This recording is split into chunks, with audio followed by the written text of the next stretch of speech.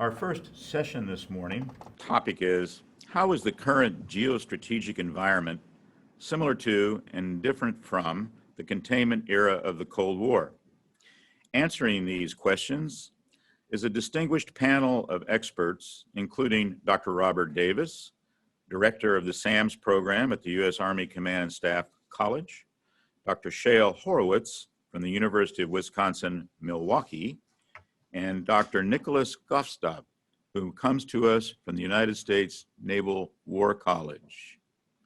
Dr. Davis, would you lead off our discussion this morning? The floor is yours, sir. Good morning. Thank you, General Howard, and thank you to all the organizers of the JSOU Forum. I'm going to be addressing the question of how was the Soviet Union contained, which I think implicitly is two separate questions. One is a question of the analysis of containment, and the second question is a discussion of the utility of the analog of containment in the 21st century. We should first of all be aware that there is no single way that containment was executed in the Cold War. Containment was no more a monolith than was the Sino-Soviet bloc. The analog of containment, though, has a very strong attraction in the contemporary U.S. national security discourse, and there are two reasons why I think we summon this analog today. First is that we have a mythic version of containment and the architects of containment from the Truman administration, which continues to play out in American historiography of the Cold War. And secondly, there is a powerfully triumphalist narrative of the Reagan years, which is a particularly potent analog today. And I think that's primarily because many of today's national security elites came of age in the 1980s or late 1970s, 1980s, and that reminds them of kind of an idealized version of America as the winner of the Cold War. And I should note that that was a highly contested contention in the contemporary historiography, primarily because of its monocausal argumentation. To return to the question of how we contain the Soviet Union, I think it's very important, and I'm simplifying here, of course, but to differentiate between three different periods of the Cold War. In the first period, from the late 1940s until the early 1960s, the United States, with some fits and starts to be sure, successfully worked out a series of diplomatic, economic, and military initiatives to help forge a successful consensus among a sufficient percentage of the victors and the vanquished of World War II to form a workable coalition that made containment work. I would note, however, that even in this period, from the late 1940s to the early 1960s, the information dimension of containment was very complicated as we tried to communicate both with our European and then Japanese allies, and we tried to engage with the emerging and developing world. And on the information side of containment in the early Cold War, the United States faced some pretty stiff challenges, perhaps which were insurmountable given the complete number of individual states we were trying to deal with. Then came the long Vietnam interlude. Vietnam was and has been seen as a natural continuation of the rhetoric of the Truman Doctrine, a response to the perceived loss of China. And clearly it was an extension of many dimensions of containment thinking from the 40s and 50s.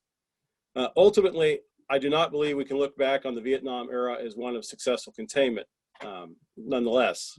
In the midst of Vietnam, however, came the rapprochement between the People's Republic of China and the United States, and this significantly altered the hitherto bipolar order of the Cold War. This rapprochement with China would make a substantial difference in the approach to containment of the Soviet Union in the late 1970s and 1980s, as the United States no longer faced a monolithic Sino-Soviet bloc, which we had belatedly recognized. Then came the second, or some people, the late or second Cold War of the late Carter years in the Reagan administration. The approach in this period certainly was in and of itself an analog to the post-Korean War Truman administration, and to some extent, the flexible response approach of the Kennedy years. We focused much more heavily on the military dimension of containment, although there were certainly diplomatic and economic aspects of the Reagan administration's approach to containment, to be sure. It is essential to remember that this was done, though, in a diplomatic and military setting where the Soviet Union had to be concerned by both the United States and China. I believe that we Americans are probably not very well mentally prepared for the diplomatic and information environments of the multipolar world which we have moved into, nor are we aware of how long we have actually been in this multipolar world. In many ways, I believe the 18th and 19th century analogs, which we should employ with caution as well, might provide a sounder footing for the current national security debate. Unfortunately, we have few national security practitioners who have a deep knowledge of these eras to draw insight successfully without overplaying the utility of those analogs. In the 21st century, we need to reawaken our commitment to multilateral diplomacy, economic engagement, and a nuanced understanding of the rather complicated information environment we find ourselves in. I look forward to the many insightful contributions of these topics by my fellow conference participants, and I'm very glad to be joining you all over the next few days. Thank you very much, General Howard.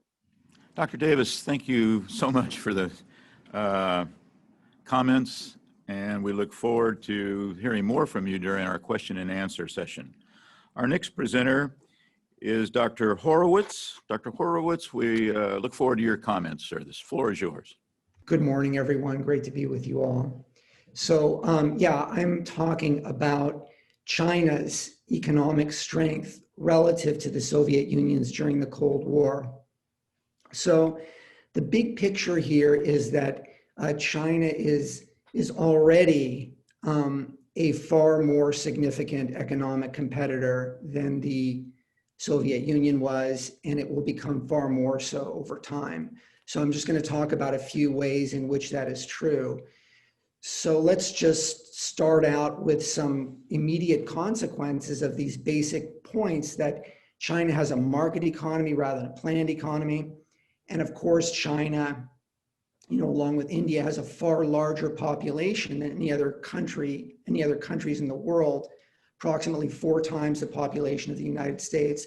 So if we look at aggregate economic strength currently, so the most accurate measure used by economists, purchasing power parity, already shows the Chinese economy as slightly larger than the US economy. And in per capita terms, about 1/4 the level of the US, which corresponds to the 4 times population. So that gives us the rough current parity in aggregate economic strength. But of course, you all know that China's economy is going to continue to grow faster than that of the United States, although it is, of course, slowing down now. So what are some other ways in which China's economic power is increasing? One important area is that, of course, it is rising up in terms of the capital intensity, technology intensity of its production and exports. Its exports are already highly technology intensive.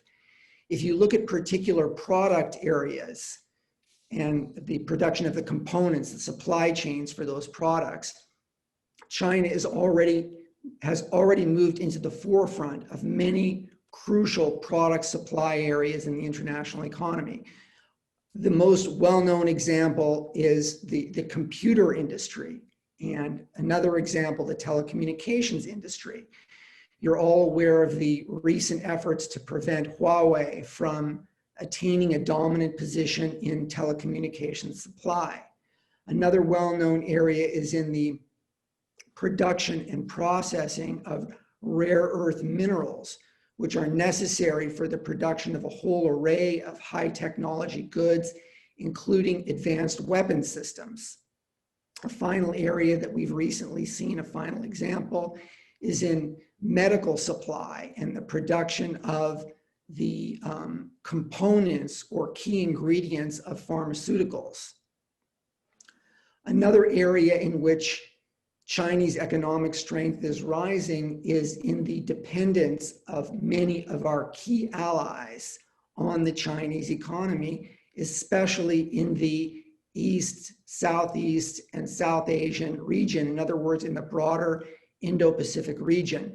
Some crucial examples of that we're all familiar with are Japan, South Korea, Taiwan, Australia, the Southeast Asian countries, and India. And this dependence has 2 dimensions. One is a direct dependence in export and services on the Chinese market, a bilateral dependence. And then there is also a multilateral dependence in which China is used as the most important production base for re-export of high technology components to the broader international markets, including the United States and the European Union, and of course the developing world. And this economic strength is already used by China to pressure our important allies in the region to conform to China's economic, geostrategic, diplomatic demands. I'll just give you some examples of this. And the broader picture here is that China's use of its economic power is increasingly aggressive, increasingly brazen. I would even use the term imperious. You'll see here in some of the examples that I give you. In a broader sense, China is openly subsidizing the development of its high technology industries on a large scale. It is using the large Chinese market to promote its development. And it is, of course, stealing technology and forcing transfer of technology on a large scale to aid this efforts. Now, in terms of the use of this leverage against our allies, I'll just give you a few examples to illustrate this. A well-known one from about 10 years ago, I would say the first major incidence of this was the temporary cutoff of rare earth supplies to Japan over a collision incident in the disputed Senkaku Diaoyu Islands. Another incident well known is the informal but large-scale sanctions imposed on South Korea for its deployment of the THAAD anti-missile system in response to the North Korean missile and nuclear buildup.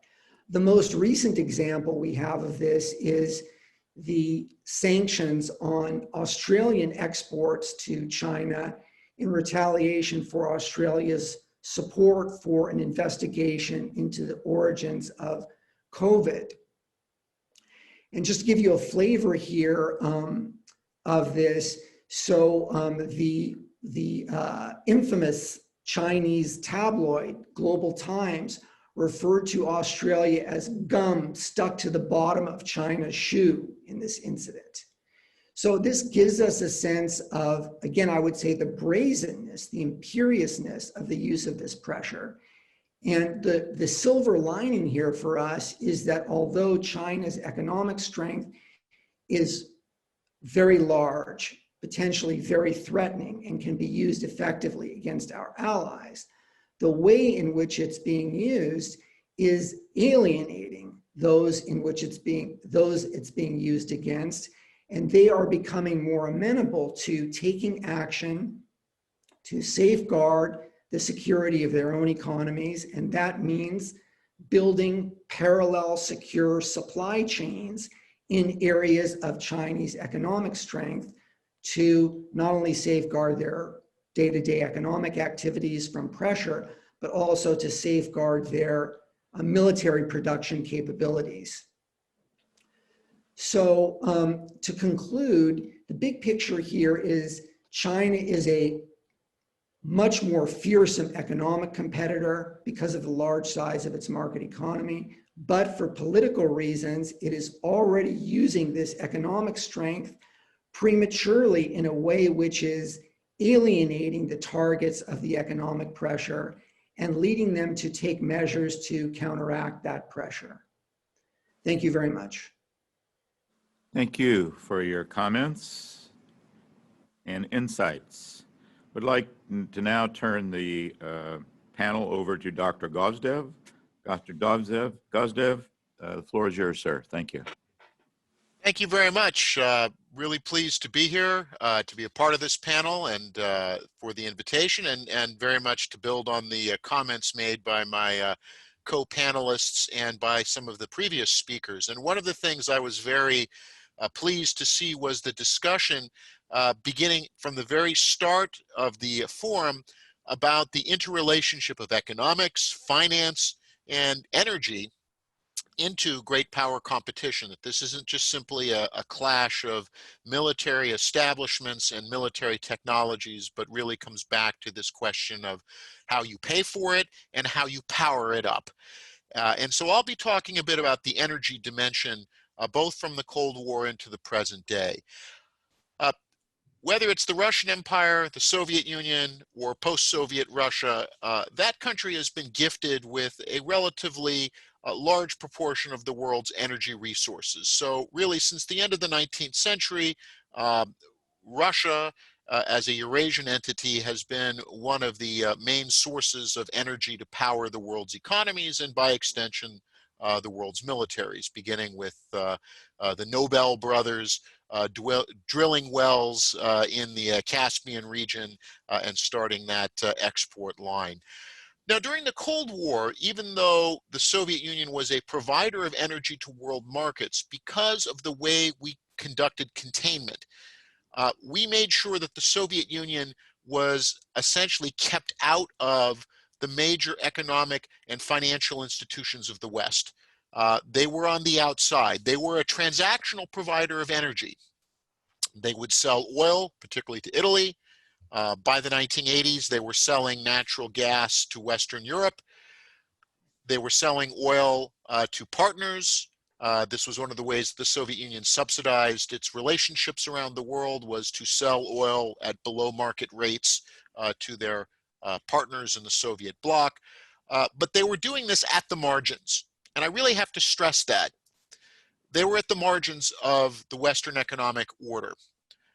They could impact it in the spot markets, but the Soviet Union was never in a position to use its energy resources as leverage because the Western allies and Japan had stockpiles, they had other sources of supply, and most importantly, the key energy producers in the world, starting with Saudi Arabia, were in the Western camp.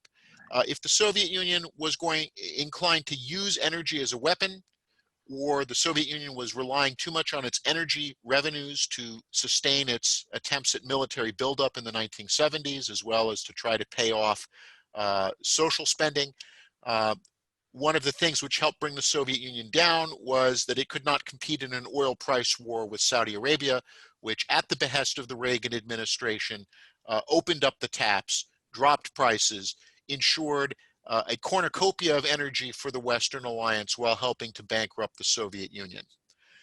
That's not the situation that we have today, and we have to say that this is one of the big changes between then and now. Today, Russia is not just simply a major player, it's a key shaper of the international energy order. Now, unlike China, which can shape the international economic order in a lot of places, Russia's is primarily through energy, but it is still a key player. And we have to move beyond this idea of kind of hydraulic despotism, which is sometimes our thinking is well, Russia supplies energy and it turns the taps off if it so chooses. It's more complicated than that. Generally, Russia wants to be paid for its energy. Now, it's willing to accept payment in cash. If a country isn't able to pay in cash, like Ukraine, then Russia expects payment in other means, geopolitical, political influence, transfer of infrastructure or assets. But the important thing here is that Russia is not seeking to addict countries to its energy so it can then turn the taps off. It is using its energy as a wedge to embed itself into other societies. And it does it through interlocking economic, business, and financial relationships. So it's not just that Russia supplies gas to Western Europe. So we often hear this as an issue, that Russia supplies natural gas to Europe. This creates a dependency.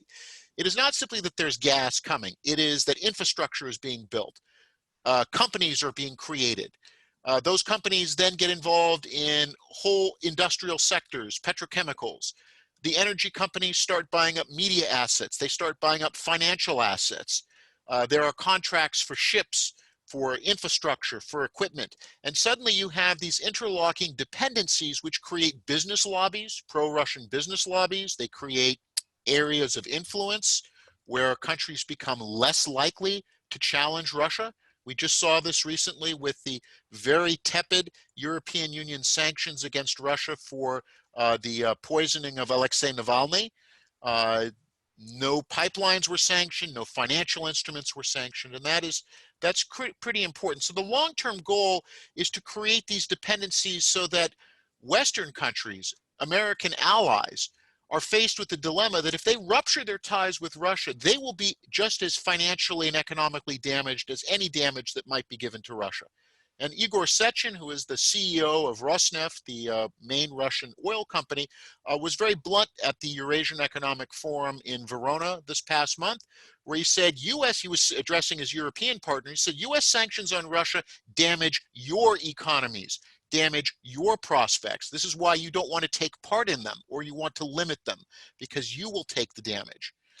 The other thing that has changed dramatically since the 1980s is that now the other major energy producers are lined up with Russia, particularly Saudi Arabia, particularly under Crown Prince Mohammed bin Salman, who sees Putin as a partner in coordinating international energy markets rather than a competitor on behalf of the United States and the West to compete with Russia. And so the major energy producers are themselves more aligned to cooperate or coordinate with Russia rather than to compete with it. And that's a difference in our strategy from the 1980s. Finally, the last point I would like to raise is that when we look at a number of limited Russian interventions around the world where Russia has been intervening, we often see a link to energy, whether it is first in Iraq, Syria, and Kurdistan, given the resource endowments there, given the attempts to control pipeline access through the Mediterranean, the Russian intervention in Libya, which is not accidental, that the Wagner group, working with General Haftar, essentially controls a good part of Libya's oil infrastructure, the interventions in Venezuela, which give Russia potentially unprecedented leverage over what's left of the Venezuelan energy complex, even of course the fighting in the Caucasus and Nagorno-Karabakh, because this allows Russia to exercise pressure over the southern energy corridor, which of course has been a key part of Western geoeconomic strategy to encourage energy from Eurasia not to pass through Russian-controlled channels to Western markets. But as we've seen with the fighting in Nagorno-Karabakh, a subtle reminder that valuable pipelines, gas pipelines, oil pipelines are vulnerable. What all this means in the end is that moving forward, the U.S., and I echo both what Robert and Shale have been arguing here, moving away from the 20th century playbook of great power competition vis-a-vis the Soviet Union.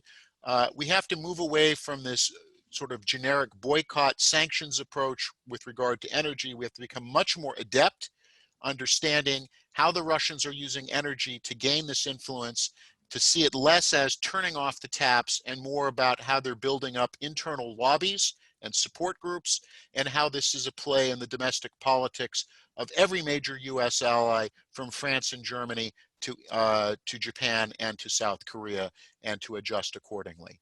Thank you. Thank you. Gentlemen, we have time for some questions, and I will read the question and designate who I think would be best prepared to answer it, but you can chime in at any time if you would like to answer them too. Dr. Horowitz, a lot of questions on the Belt and Road Initiative. So I'll ask the first one here is, do you believe China will avoid the middle income trap, or already has, through its Belt and Road Initiative? IP theft enabled domestic innovation and other economic initiatives to gain access to foreign market resources. What internal and external actions do you believe China would take if they succeed or fail to overcome the middle income trap? And you may want to do a quick definition of the middle income trap for our audience.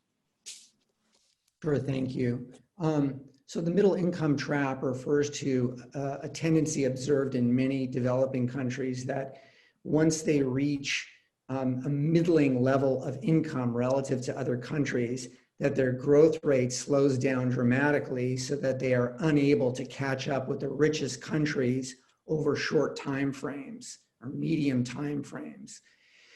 So there is a chance that China could fall into the middle income trap. However, I do not think that is a short-term threat because China's per capita income, its average economic development level, is still relatively low. So I think that China will pretty reliably grow, not at really fast rates, but it will pretty reliably grow for some time before there is a major threat of it falling into the middle income trap. I think there is a chance that it will do so in the long run because of Xi Jinping's policies of emphasizing centralization of control, which is harmful in the long run to China's economic development, and because of the way in which his alienation of foreign countries prematurely, I would say, is going to lead to a reduction in external assistance for China's development. But that said, China is going to become much larger and more powerful economically before this threat really emerges. Thank you. I have a question for really all three of our panelists, and we'll start with Dr. Davis. The question is, we tend to think about competition in adversarial terms, but are there areas of mutual interest that might also lead to cooperative interests in some areas? So, Dr. Davis, could you lead that off, and then we'll go in order of sequence after your answer. Thank you, sir. Thank you for the question. While I'm not a Soviet specialist in the Cold War period, many of the historians I know who do work on the Soviet Union say that the transformation to arrive at a Mikhail Gorbachev-like figure, you really have to understand the importance of engagement between the United States and the Soviet Union in the Cold War, not simply competition. And there were a lot of initiatives, some of which were very grassroots, student exchanges, scientific cooperation. Of course, space kind of stands out as one of the high profile areas of cooperation of the latter Cold War period, all of which can be pursued at the same time. Two systems see themselves as in competition or potentially adversarial, of course. And I think it behooves us to, when we remember containment and we think about the Cold War, to also recognize that there was always a thread of engagement that ran through the Cold War from the 50s forward, and building up those people-to-people links and finding areas in scientific space, kind of areas of global concern that two perceived or multiple perceived superpowers might all like to be seen as cooperating in because of the way it plays in the global information environment, I think would be useful things for us to think about in the 21st century. Thank you. So, Dr. Horowitz, any comments? Yeah, I'll just focus my comments on areas of mutual interest with China. I think the whole recent reorientation of our point of view toward China, that it is a rival and potential threat rather than a partner, I would say, the older view, is based upon a reassessment that the areas of mutual interest are limited. I'll give you a basic example in economics. So the old division of labor was that China produces labor-intensive manufactured goods. We're moving out of those areas, and so we have a natural complementarity with China. That is changing now because China is moving out of the production of goods. It is moving into production of the types of goods that the United States and other advanced countries produce. And China is intent on moving to the top of the supply chain as much as possible in as many areas as possible. So although we will continue to trade with China, China intends to use that trade to benefit itself at our expense. So we have to be very careful in the way that we engage with China economically. We cannot avoid trade with China, but we have to be aware of the ways in which China will try to use it against us and to take action to protect ourselves and our allies. Thank you, sir. Dr. Gvodsev, any comments? Sure. This is an interesting question. It's one that I pose to my students about what the nature fundamentally of competition is. And I use two analogies. You know, are we thinking about competition in terms of a golf game where there can be winners and losers, but when we look at the PGA circuit, all the top players come away with something? they all come away with some prize money. Some come away with more, some will come away with less, but you have a system in which no one is incentivized to do bodily harm to their fellow PGA Tour members. Or is competition going to be like, you know, the famous ball game in pre-Columbian Central America, where you play the ball game and the losing team gets sacrificed? Those are two very different ways of looking at great power competition.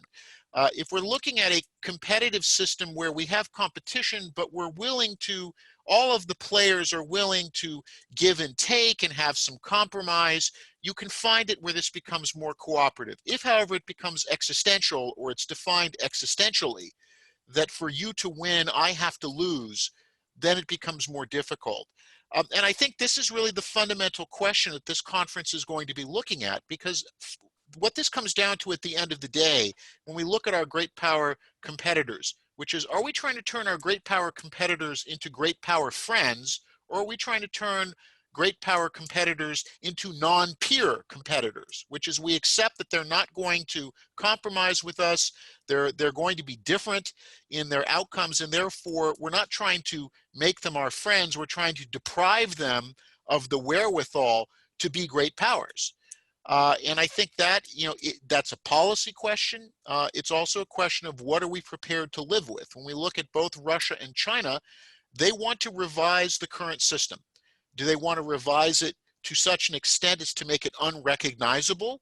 Or are there revisions things that we can live with? And I think that's really, I don't have an immediate, you know, quick answer to give you, but I think that's really the heart of the problem, which is we have two and then several more revisionist powers. Do we have to fight the revisions because they are an existential threat to the United States, or are there some of their revisions which we may not like, but we can learn to live with? Thank you, gentlemen, for those answers. I have a major question here, and we do have some time. This is one of our learning objective questions, and I'll put it out to all three of you again, answering in the order that you did. The question is, the principle of Kennan's argument was that the seeds of destruction were sown within the communist planned economic model, so by holding firm against Soviet expansionist tendencies would ultimately lead to its self-destruction. Can the same be said of the Chinese model, which presents a much more viable and attractive alternative to the liberal democratic capitalist model? Now, put your theoretical shoes on a little bit and see if you can apply theory to practice for that question for our audience. And I'll start with Dr. Davis first.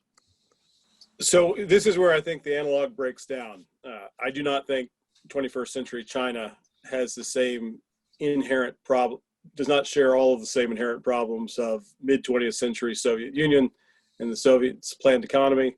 I think Professor Horowitz spoke to this quite well, actually, in his presentation. The nature of China's engagement in the global economy right now is fundamentally different than what the Soviet Union's was in the 1950s. Whether or not internal contradictions in the system can be encouraged over time is really a question of the competition, in my mind, over values and political systems. And that's not just going to be internal to what the PRC leadership does in the future. I think a bit of that's going to be on us and maybe the D10 countries of the world, how we represent ourselves internally. And I think it's a very complicated question as I sit here in 2020. Thank you. Thank you, Dr. Davis. Dr. Horowitz? Yeah, I think that the whole concept of the weakness within, I agree it is not primarily an economic weakness problem for China. Although there is a serious danger of future economic slowdown, however, that will not spare us from a major threat from China. And China will become a much more fearsome competitor before that ever becomes a problem. But I think one aspect of Kennan's analysis of the Soviet Union is still useful in the sense that, politically speaking, the key pivot points in China's future are likely to be leadership transition points. just like Kenan talked about. And we see already the dramatic changes that occurred since Xi Jinping came to power, right? Remember the Deng approach of conceal your strength and never be the highlight is dead in China as a result of having this new leader. He's likely to be in power for quite a while, but who knows who will succeed him, and who knows what the internal dynamics of the Chinese Communist Party will be then. And I'd just like to close with one final point about this, which is that I believe that Chinese foreign policy is much more driven by internal political dynamics and internal political needs and rivalries than that of the former Soviet Union or of many other great powers historically.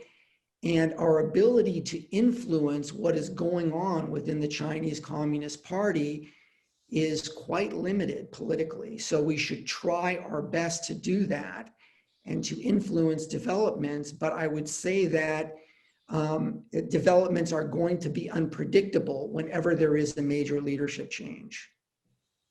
Dr. Gvodsev, your comments, please. Thank you. This is one of those points where I think it is important to draw a distinction between the Soviet Union and contemporary Russia and China. Kenan was right in 1947 to say the seeds of the destruction were planted in part because Soviet ideology by definition was expansionist. So when Lenin lays the foundation of the Soviet Union, he says this is the first step towards a world Soviet Socialist Republic. Contemporary Russia does not have those aims. Putin does not aim to Russianize the whole world. Russia's aims as a great power is to make sure that they remain an agenda-setting power and that they basically remain one of the 5 or 6 influential powers of the world system, and to ensure that no other great power can dictate to them. So by definition, those are harder aims just to contain, because Russia is already self-limited in what it seeks to do in the world.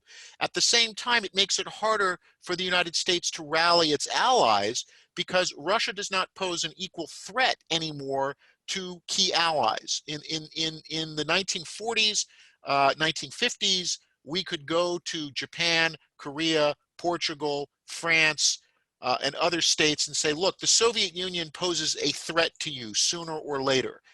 Today, it's a lot harder, even in Europe.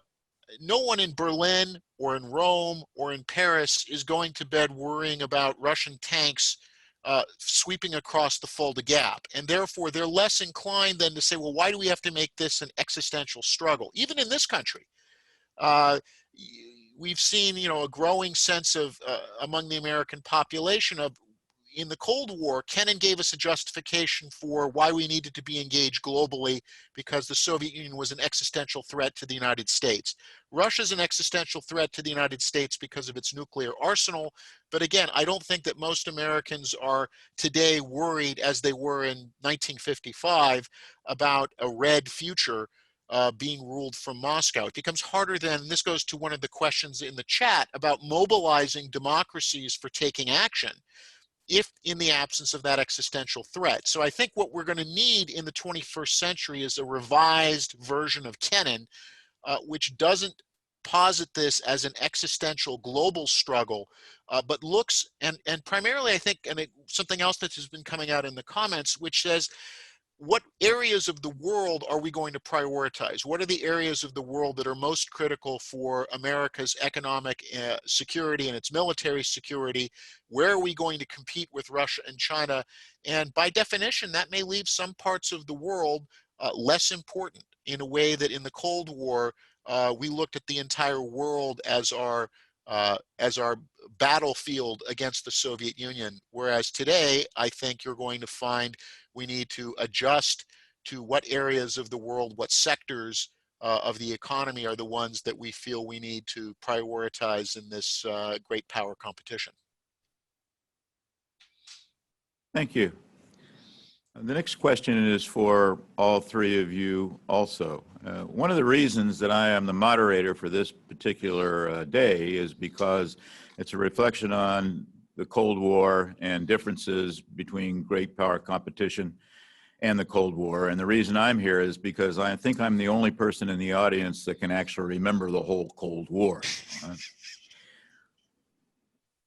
The question has to do with paradigm architecture. Containment was the paradigm during my time in the military mostly.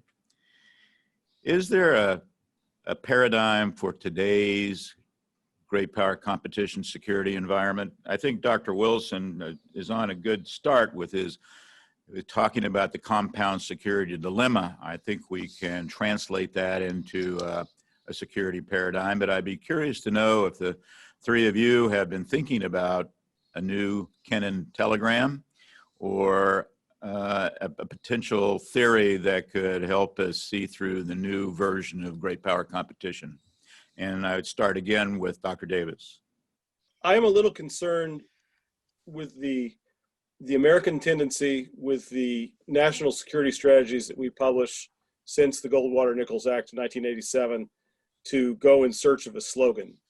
And containment has been distilled, I think, to a slogan rather than being something that's understood as I tried to suggest, as a very variegated experience over the course of the Cold War.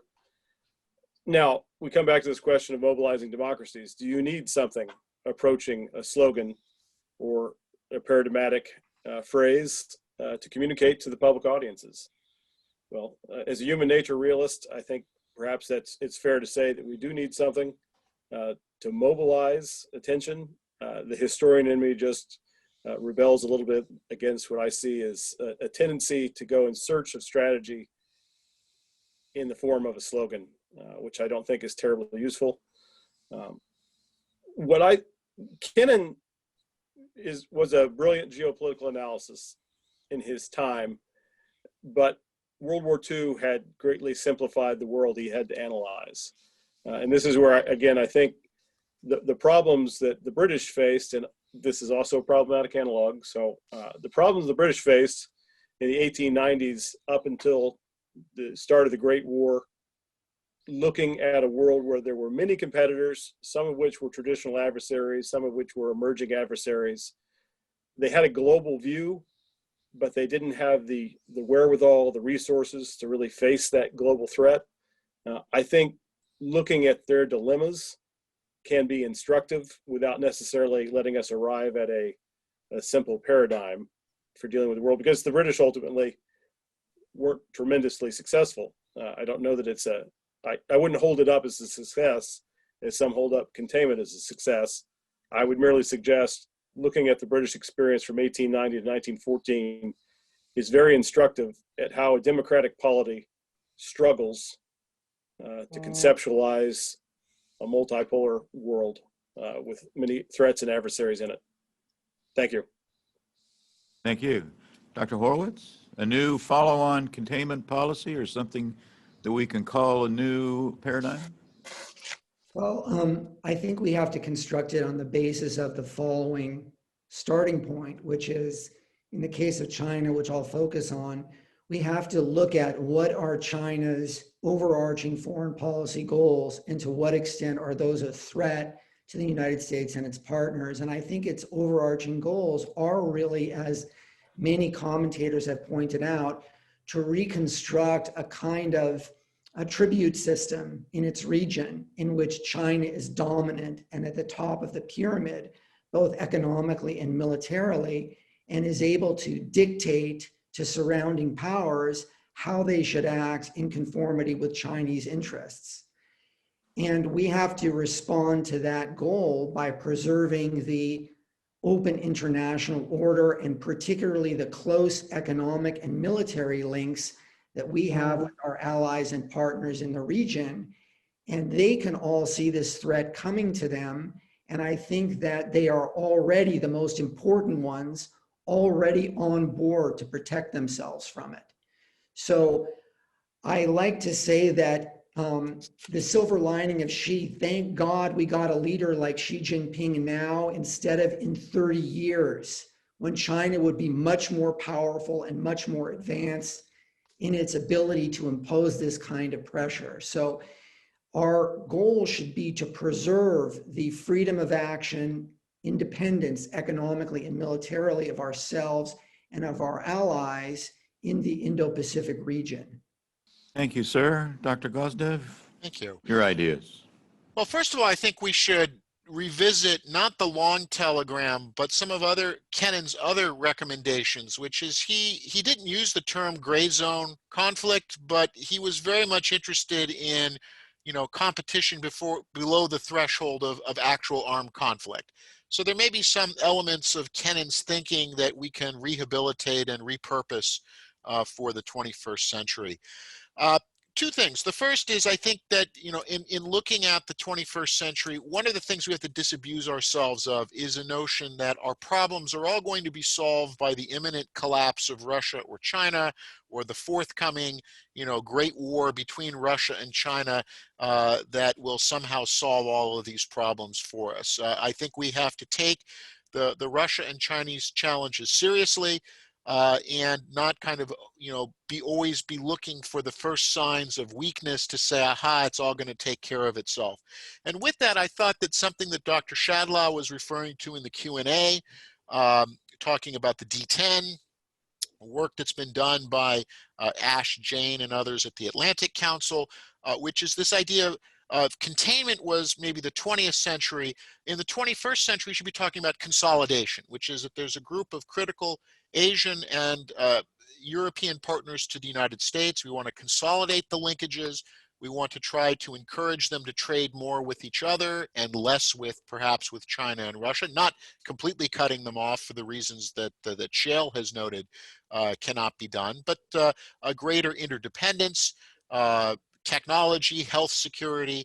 This also then builds up the democratic capital in those countries as to why these alliances matter, right? That, we saw this with COVID in Italy at the beginning of the year, that people were saying, well, what good is NATO, right? We're not fighting off Russian tanks coming into Italy, we're fighting off germs, and at least at the beginning, the sense was our NATO allies are nowhere to be seen. I think we have to be thinking about those terms of consolidation. And also the COVID crisis in Europe gives us a sense how it played out in those months of spring 2020 about the tools, the 21st century tools, the sharp power tools, not the hard power tools of the 20th century of tanks and planes, but the 21st century sharp power tools that adversaries use to penetrate and perforate your societies. And that can only be defeated by resilience. And so again, partnerships for resilience, consolidating the major US security and economic and political partnerships with key allies and making those ties much more resilient to Chinese and Russian meddling and interference. So maybe the bumper sticker for the 21st century is consolidation and resilience as opposed to containment for the 20th century. Thank you, gentlemen. The next question sounds easy. It's from our audience, and we're going to start in reverse order. Dr. Gvodsev, you're going to be the first one to answer this. Why are the Russians more successful at messing with us now than at any time since the Cold War? That's a direct question. It is, and there are three reasons why. The first thing is that nowadays the Russians aren't trying to convince us of anything. The Soviets were trying to tell us that communism was better. Socialism was the future. The Russians today are in a post-truth environment. They're trying to get Western societies not to accept their line, but to say you can't trust anyone. You can't trust anything you read or see, and no one can know anything. And therefore, if no one can know anything, then don't do anything about it, right? So whether it's, airliners being shot down over Ukraine or chemical weapons attacks in Syria, well, we can't know what really happened, and therefore, that's a way to try to get populations then to say, well, we shouldn't do anything about it. So they're playing on a shift in our societies where we are more open to that, right? If you went to someone today in the US and said, dictatorship of the proletariat is the way forward, you're not going to win many Americans. If you go to Americans and say, you can't trust anything you read or hear, they're going to find a much more receptive audience. This is why I'm coming back to the resilience question from what I just mentioned a few moments previously, that we've had a lack of resilience in our societies, and the Russians are better at doing that. The Russians have also gotten more adept. The Chinese and others have gotten more adept at doing this. We saw this when the CCTV and Russia Today began to get started in the early 2000s, right? It wasn't the stereotypes of some figure with a very thick accent. They went and they hired good British and American journalists who could give their perspective on the news and make it sound like it was CNN. That has had an enormous impact on their ability. It's not Radio Moscow with someone saying, we're here to tell you about, the glorious new tractor factory being built somewhere. It's someone who sounds very much like who is an American or is a Brit, who is giving you the news and telling you about why, what you see in Ukraine isn't really happening, or anything like that. So again, they're getting better at these tools of sharp power. So they've upped their game, and they've found that we have cracks and fractures in our societies that are exploitable. And you put the two together, and it's giving the Russians and the Chinese and the Iranians and everyone else who is learning from this perfect asymmetric tools, which is you don't go up against the United States equipment for equipment. You go up against the United States by finding ways to incite and create problems within the society. Thank you. Excellent answer. Dr. Horowitz, not exactly your area of expertise, but we're going to give you an option to answer too. Yeah, I guess I would say I'm not so sure that they are more successful. They're not trying to challenge us on very broad fronts like they did during the old Cold War. They're acting in a more focused way in areas of their interest, and they understand that many of those areas are not crucial areas of interest for us, and therefore that we will not act decisively against them, nor should we try to do so in every case. So I think this is basically great powers acting in their interest, and we should not be concerned about the Russians winning everywhere where they are, and we have to do something about it. We should be careful about acting in a calibrated way in response. Thank you. Dr. Davis. Well, I'm going to step on the feet of several of my good friends who are American historians here by suggesting that I think we need to look at how we Americans absorb information. And I think there's been a longue durée disintegration of the American populace's ability to weigh information. I think Nick rightfully points out post-truth, postmodern moment has ultimately been very harmful, I think, for many Western societies. Nick's colleague, Tom Nikolas, has written a very good book called The Death of Expertise, which gets at this. Although I would roll the clock back. I think Christopher Lasch identified some of the problems developing in American society in his book, The Culture of Narcissism. And if we went really back to the middle of the Cold War, former Librarian of Congress, Daniel Boorstin, published a book in 62 or 63 called The Image about the American consumption of news. And what I see is a longue durée, generational formation of skepticism of authority, expertise, and government. And certainly the generation that came of age in the 60s and 70s imbibed heavily of that. I do not think the current American news, history, humanities environment is very healthy. And I think it makes us more susceptible than we were during the Cold War to Russian and Chinese disinformation efforts. So to me, the solution is in part to focus on ourselves and improve our own citizenry's ability to navigate a very complicated information environment, as I suggested earlier. Thank you. Thanks to all of our panelists. Next question is for Dr. Horowitz. Two really simple questions. However, perhaps our audience is unaware of the importance of both. You talked to us, you mentioned purchasing power parity. And if you look at some statistics, some will tell you if you use purchasing power parity as the model, that the Chinese economy is actually in some ways larger than the US economy. And you mentioned also rare earth metals, which China, I think, now has about 87% of the rare earths under their control. Could you comment on both as being important national security, have national security implications? Sure, just briefly on purchasing power parity. So this measure of national income, comparative national income, has been developed by economists as better than one based on exchange rates, because if you just translate Chinese or Russian currency, let's say at current market exchange rates, and then compare their national incomes to the US, you're going to often get misleading outcomes, because exchange rates are influenced by all kinds of short-term factors, especially having to do with investment, government intervention, which inject noise into these measures. So purchasing power parity just basically takes a following approach. What can the average American buy in terms of a basic a basket of goods for consumption, and what percentage of that basket can the average Chinese person buy? So currently that's about 1/4 of what the average American buys, and that means that the national incomes are roughly equal at this point. To go to the second question about rare earths, so this is not an area where I'm an expert, but just reading the secondary literature. So there are a large number of these rare metals which are used in a whole array of high technology production, like I mentioned, from things like batteries for electric cars to semiconductors to high-tech weaponry.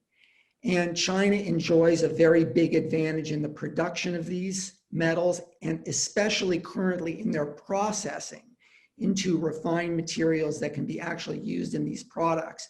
But interestingly, this is an example of an area where China's early overplaying of its leverage has already led to significant countermeasures which have reduced its leverage. So in the last 10 years, there has been significant ramp up of alternative mining capacity in the United States and in other areas. And this is also beginning to happen in the United States and elsewhere, like in Malaysia, in the refining of these rare earth raw materials into the actual metals which are used in the production of the high technology goods. So this is a really interesting example of where China's premature or rash use of its leverage for short-term internal political benefits has led to a robust response, which is currently already in the process of completing the production of alternative supply chains. So the next question again comes from the audience, and I'm going to add a little bit to it. So the question really is, what would prompt China to use military force? And it highlighted its supply chain, but I think the big question is, what would prompt Russia, the Kremlin, China, the CCP, to actually use military force in great power competition? And I will start with Dr. Davis. Well, once either power becomes confident that they have sufficient position in their near abroad to prevent U.S. intervention, and they're not dealing with anyone who's a specific U.S. treaty ally, I think there's a pretty good chance, or pretty high chance, that both will become more and more comfortable in the 21st century using force, like the United States has used force post 1991. And I think we could say we're uncomfortable with that association, but I'm not suggesting they're acting like the United States. I just mean that when U.S. treaty powers are not involved, I don't see that there are any strong limitations to either of those two polities' belief in the utility of force in their own respective near abroads in the 21st century. Dr. Horowitz? I would say we should look at use of force in two ways. The most important, of course, that we're most worried about is major armed conflict. So in the case of China, the area where we most are at risk of major armed conflict is over Taiwan, of course. Okay, so Taiwan is by far the most important foreign policy objective of China, both in terms of its internal politics and in terms of its ability to use potential use of force abroad to increase its military strength and other leverage against other countries. And because of its proximity to China, we are going to face the threat of potential Chinese use of military force over Taiwan within short time frames. So this is a major threat, and we already see a lot of discussion among authoritative commentators in the United States about rethinking our position about Taiwan and how should we cope with this threat. A secondary areas of threat for major use of force would be conflict resulting from China pushing for minor advantage, leading to unforeseen escalation, either over the Senkaku Diaoyus or in the South China Sea. And so those are likely to be containable because China it doesn't make sense for China to risk a major war over those relatively unimportant islands. And then other minor uses of force which can escalate, like we saw the recent incident with India. So this is an area where China appeared to be doing something similar, very minor, under the radar types of pressure, but it very quickly escalated into a major crisis. So this is maybe a little bit more off our radar, but it is now in the long term absolutely vital for the United States to act to protect an important partner like India against some kind of unforeseen major attack by China, such as occurred in 1962. Thank you, Dr. Horowitz. Dr. Gvodsev? Let me take this at two levels. And the first, and I would echo particularly what my colleagues have said, is that the likelihood of the use of force to the extent that there are not explicit and firm U.S. or allied guarantees in place. And so one of my pet peeves for policymakers has always been their real lack of discipline in using the A word, of calling countries allies that aren't allies of the U.S. in any treaty sense, any binding sense upon the U.S. government, because that then encourages countries like Russia or China to test how vague those commitments are. And Georgia has already suffered the price.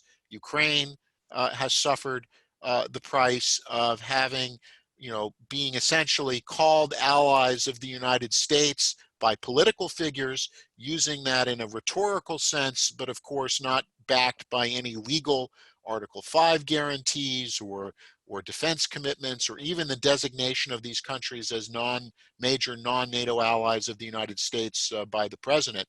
And so you see that willingness that the Russians, and I would say the Chinese too, are always interested in testing what they can get away with, what the U.S. is prepared to do. With that also, the use of military force. I mean, with the Russians, we have seen a tiered approach, which I think is also important for us to pay attention as we move forward. And that the four tiers are this. The first are the private contractors, right? Because of plausible deniability, it allows for the Kremlin to say, we don't know who these people are, or if something happens to them, right? It's the old Mission Impossible thing. The secretary disavows all knowledge of your actions. And so the first wave is usually the Russian private contractors showing up somewhere. The second wave are militias or volunteers, or people saying, look, we really feel strongly about this crisis in Kosovo, or we're Chechens who want to go to Syria to help out there. And so then you have these quasi-official but still plausibly deniable cases. Of course, in Ukraine, the volunteer, these are just people here fighting because they're taking their summer vacation. That fell a bit flat, but again, that was the second tier. The third tier are the special operators, which we saw in Venezuela about a year and a half back, with the plane load 200 or so flying from Syria to Caracas, where these were people who are, officers and enlisted in the Russian military, but not the regular. And then, of course, the final is regular military. And of course, in Syria, the Russians reached the point in the intervention where they committed the openly committed, the regular military, particularly the Air Force, to a lesser extent, naval units, to go in and to conduct operations. So I think we need to be, Russia's willingness to use military force is going to be about where does it think it has advantage? Does it feel that there's an existential crisis? Does it feel that the West's guarantees are vague? And then its own willingness, I think, is going to follow this four-step process. So contractors, militias, special operators, and then, you know, the last tier being the regular military. Gentlemen, we have about 38, 39, 40 more questions for all of you. It's unfortunate that our time is over. From a personal point of view, I think this is one of the best panels I've ever heard in a long career of listening to panels. So thank you so much for your participation. We value your comments. And again, from Joint Special Operations University, thank you so much for participating in our forum. Thank you.